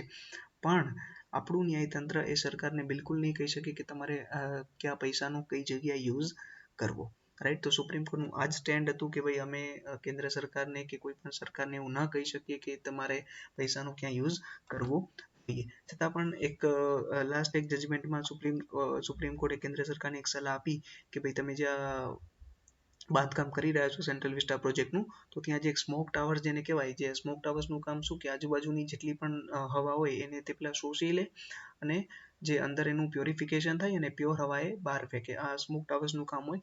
તો સુપ્રીમ કોર્ટે કેન્દ્ર સરકારને કીધું કે તમે જે સેન્ટ્રલ વિસ્ટા પ્રોજેક્ટ બનાવી રહ્યા છો તો તેમાં સાથે સાથે તમે સ્મોક ટાવર પણ ઊભા કરશો, જેથી એન્વાયરમેન્ટને કોઈ વધારે ઇમ્પેક્ટ થાય નહીં અને એન્વાયરમેન્ટનું પણ આપણે ધ્યાન રાખી શકીએ, એક સસ્ટેનેબલ ડેવલપમેન્ટ થાય, રાઈટ. તો 5 જાન્યુઆરીનું લાસ્ટ એક જજમેન્ટ સુપ્રીમ કોર્ટનું હતું, જેમાં સુપ્રીમ કોર્ટે સેન્ટ્રલ વિસ્ટા પ્રોજેક્ટને ક્લિયરન્સ આપી દીધી છે, ગ્રીન સિગ્નલ આપી દીધું છે. એટલે હવે સેન્ટ્રલ વિસ્ટા પ્રોજેક્ટ એના ટાઈમે જ કે જે 2022માં આપણી પાર્લામેન્ટ બનાવવાની છે અને 2024 સુધીમાં કમ્પ્લીટ સેન્ટ્રલ વિસ્ટા પ્રોજેક્ટ પૂરો કરવાનો છે, એ પ્રમાણે જ થશે, રાઈટ. તો આ તો આજનો આપણો ટોપિક સેન્ટ્રલ વિસ્ટાનો, જે મેં તમને સમજાવ્યું હતી સેન્ટ્રલ વિસ્ટા પ્રોજેક્ટ. આ જ રીતે રેગ્યુલર બેસિસ ઉપર અમે તમને કરંટ અફેર્સના જે એવા મહત્વના મુદ્દાઓ છે જે તમારી એક્ઝામ માટે ખૂબ જ મહત્વના છે, ખૂબ જ ઇમ્પોર્ટન્ટ છે, એના ઉપર આપણે વિડીયો પ્રોવાઈડ કરાવતા રહીશું, રાઈટ. હું એવી આશા રાખું છું કે તમને જે આ ટોપિક છે સમજાણું છે, તમારા ડાઉટ જે કોઈ પણ આ પ્રોજેક્ટના રિલેટેડ હશે એ ક્લિયર થયા હશે. જે લોકો પહેલી વાર જોઈ રહ્યા છે તેને પણ ખ્યાલ આવ્યો હશે કે આ મુદ્દો એકચ્યુઅલમાં શું છે, રાઈટ. સો એવી આશા રાખું છું કે તમને આ વિડીયો જે છે ગમ્યો હશે. સો આવા જ વિડીયો અમે તમને પ્રોવાઈડ કરાવતા રહેવાના છીએ. બહુ જલ્દી અમે તમારી એક કરંટ અફેરના આ જે છે એક સેશન તો છે જ તે કે ભાઈ રેગ્યુલર બેસિસ ઉપર ઇમ્પોર્ટન્ટ કરંટ અફેરના એક ટોપિકને લઈને ડિસ્કશન કરવાનું. આ સિવાય અમે તમારા માટે એક નવું સેશન સ્ટાર્ટ કરી રહ્યા છીએ, વીકલી કરંટ અફેર, કે તમારા જે એક વીકની અંદર જે તમારા મહત્વના જેટલા પણ ન્યૂઝ આવ્યા દરેક ક્ષેત્રમાં, તમે રમતગમત ક્ષેત્ર લઈ લો, આપણું સાયન્સનું ક્ષેત્ર લઈ લો, કોઈ પોલિટીનો સબ્જેક્ટ લઈ લો, હિસ્ટ્રીનો સબ્જેક્ટ લઈ લો, કોઈ નવી સ્કીમ લોન્ચ થઈ, રાઈટ, કોઈ નવી એપોઇન્ટમેન્ટ કરવામાં આવી, જેટલા પણ આપણા વીકના ઇમ્પોર્ટન્ટ દિવસો હોય છે, સો આ બધાને એક ભેગું કરીને જેટલા પણ આપણું કરંટ અફેર બને છે, સો આખા વીકનું એક કરંટ અફેર હું તમને એક દિવસે સમજાવીશ કે આખા વીકમાં શું શું, આખા એક વીકમાં, આખા એક અઠવાડિયામાં શું શું મહત્વની એક ઘટનાઓ બની, એના ઉપર કરંટ અફેરનું વિડીયો હું તમને પ્રોવાઈડ કરાવીશ. એ આપણે દર અઠવાડિયામાં એકવાર એ વિડીયો તમારા માટે લાવીશું. અને સાથે જ દરેક વિડીયોની બાદ તમને પીડીએફ પણ મળશે, બિલકુલ ટેન્શન ન લેતા. પીડીએફ માટે તમારે શું કરવાનું છે કે હું તમને ડિસ્ક્રિપ્શનમાં એક લિંક પ્રોવાઈડ કરીશ અને સાથે કમેન્ટમાં પણ જણાવી દઈશ. એક ટેલિગ્રામ ચેનલ છે અમારી TSEની, ધી સ્ટ્રગલર્સ એજ્યુકેશનની. સો એ ટેલિગ્રામ ચેનલ ઉપર તમને જેટલા પણ અમે અહીંયા વિડીયો પ્રોવાઈડ કરાવીશું ને એ બધાની પીડીએફ તમને ટેલિગ્રામ ચેનલ ઉપર મળી જશે. અને સો તમે ટેલિગ્રામ ચેનલ જોઈન કરી લેજો, તમને ત્યાંથી એ બધી જ પીડીએફ મળી જશે. જો તમે લેટ જોઈન થાવ તો પણ કોઈ ટેન્શન નથી, તમારે એ ટેલિગ્રામના ગ્રુપમાં જવાનું અને ત્યાં જઈને તમારે જે ટોપિકની પીડીએફ જોઈએ છે એને સર્ચ કરવાની, તો તમને ત્યાંથી મળી રહેશે, કોઈ જ ટેન્શન નથી, રાઈટ. ઓકે, સો આજ માટે આટલું જ. બહુ જલ્દી પણ અમે એક બીજા એક સેશન સ્ટાર્ટ કરવાના છીએ, જે મેં તમને કીધું કરંટ અફેર, અને એ સિવાય આપણે હિસ્ટ્રી પણ ચાલુ કરવાની છે, ગુજરાત અને ભારતનો ઇતિહાસ પણ સ્ટાર્ટ કરવાનો છે. આ સાથે જ અમારું જે ટેલિગ્રામ ગ્રુપ છે એમાં તમારી જેટલી પણ ઇમ્પોર્ટન્ટ ભરતીઓ આવે છે એના નોટિફિકેશન, એટલે કે સેન્ટ્રલ ગવર્મેન્ટ અને સ્ટેટ ગવર્મેન્ટ બંનેની જેટલી પણ પરીક્ષાઓની ડેટ રિલીઝ થાય છે, કોઈ નવી ભરતી આવી એનું નોટિફિકેશન, એની એલિજિબિલિટી ક્રાઇટેરિયા શું છે, કઈ ડેટ સુધી ફોર્મ ભરવાનું છે, આ બધી જ વિગતો અમે તમને ટેલિગ્રામની જે અમારી ચેનલ છે એમાં પ્રોવાઈડ કરાવવાના છીએ. સો ટેલિગ્રામ ચેનલ તમે જોઈન કરી લેજો, તમારા માટે જ ફાયદાકારક છે. પહેલી વાત તો એ તમને પીડીએફ ત્યાંથી મળી જશે, અને બીજી વસ્તુ એ કે તમને દરેક એક્ઝામ વિશે અપડેટ મળતી રહેશે કે ક્યાં નવા ફોર્મ બહાર આવ્યા છે, અમારે ભરવાના છે, શું અમે એલિજિબલ એમાં થઈએ છીએ કે નહીં, એક્ઝામની ડેટ કઈ છે, એનું રિઝલ્ટ, મેઇન્સ એક્ઝામની ડેટ, એનું રિઝલ્ટ